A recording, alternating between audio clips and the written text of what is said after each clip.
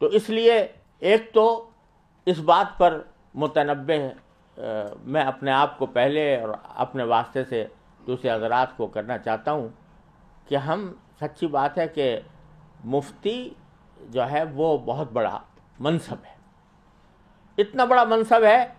کہ علامہ نووی رحمۃ اللہ علیہ نے اور علامہ ابن قیم رحمۃ اللہ علیہ نے اس کو توقیع عن رب العالمین سے تعبیر فرمایا، توقیع عن رب العالمین، کہ جب کوئی مفتی فتویٰ دیتا ہے تو وہ در حقیقت رب العالمین کی طرف سے دستخط کر رہا ہوتا ہے۔ جو جب انسان سے پوچھا جائے کہ یہ چیز حلال ہے یا حرام ہے تو وَلَا تَقُولُوا لِمَا أَلْسِنَتُكُمُ الْكَذِبَ هَذَا حَلَالٌ وَهَذَا حَرَامٌ لِتَفْتَرُوا عَلَى اللَّهِ۔ اللہ تعالیٰ نے فرمایا کہ یہ انسان کا کام نہیں ہے جو یہ کہے کہ یہ حلال ہے یا یہ حرام ہے، یہ کام تو کس کا ہے؟ اللہ جل جلالہ کا۔ اگر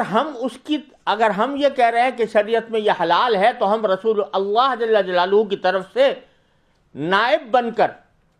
اس کے وکیل بن کر ہم دستخط کر رہے ہوتے ہیں۔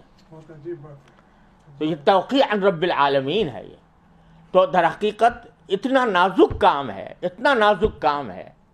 حضرت امام مالک رحمۃ اللہ علیہ جیسا شخص، جو میں نے چاروں فقہ کا مطالعہ کرنے کی کوشش کی ہے، خاص طور سے جب میں فقہ البیوع لکھ رہا تھا اور تکمل فتح الملہم لکھنے کے دوران بھی چاروں فقہوں کا جائزہ لینے کی کوشش کی۔ جس قدر تدقیق امام مالک رحمۃ اللہ علیہ کے مذہب میں نظر آئی کسی مذہب میں نہیں ہے، جتنی تفریعات ان کے مذہب میں نظر آئی اور کسی مذہب میں نہیں ہے۔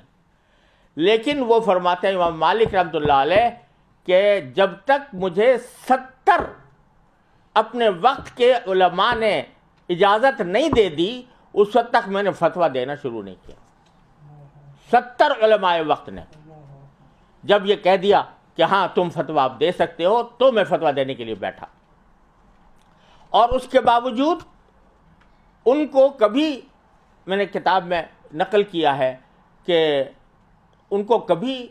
لا ادری کہنے سے کبھی کوئی شرم نہیں محسوس ہوئی۔ اتنا بڑا امام، ان کے ایک شاگرد کہتے ہیں کہ میں ایک مرتبہ بیٹھا ہوا تھا تو لوگ آ رہے تھے، سوالات کر رہے تھے، پوچھ رہے تھے، تو ہر ایک سوال کے جواب میں کہہ رہے تھے لا ادری لا ادری۔ تو میں نے ان سے کہا میں نے غور کیا تو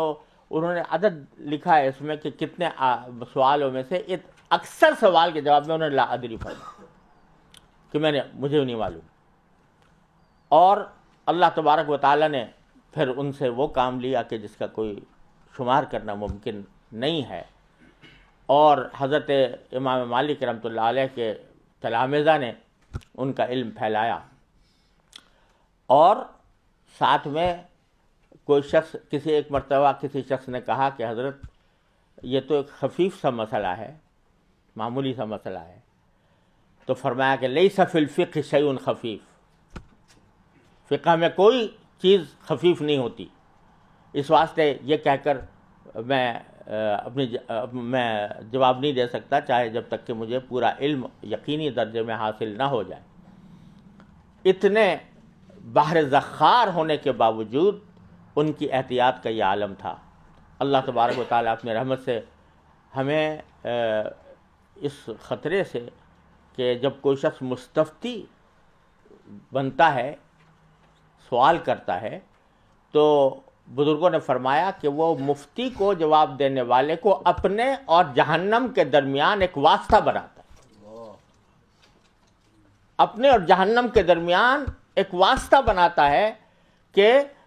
میں جہنم میں نہ جاؤں، جو کچھ ذمہ داری ہے وہ اس شخص کے گردن پر ہے۔ امام محمد رحمۃ اللہ علیہ سے پوچھا گیا، امام محمد بن حسن شیبانی رحمۃ اللہ علیہ سے،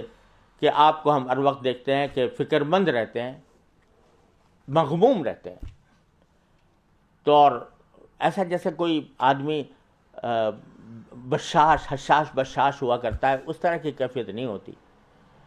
تو یہ میں نے اپنے والد ماجد رحمۃ اللہ علیہ سے سنا یہ بات کہ امام محمد نے جواب دیا کہ ما بال رجل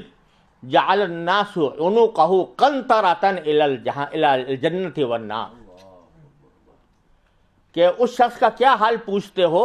جس کی گردن کو اللہ تبارک و تعالیٰ نے جہنم اور جنت کے درمیان لوگوں نے اس کو پل بنایا ہوا ہے، اس پل سے گزر کے وہ جنت میں جاتے ہیں، اور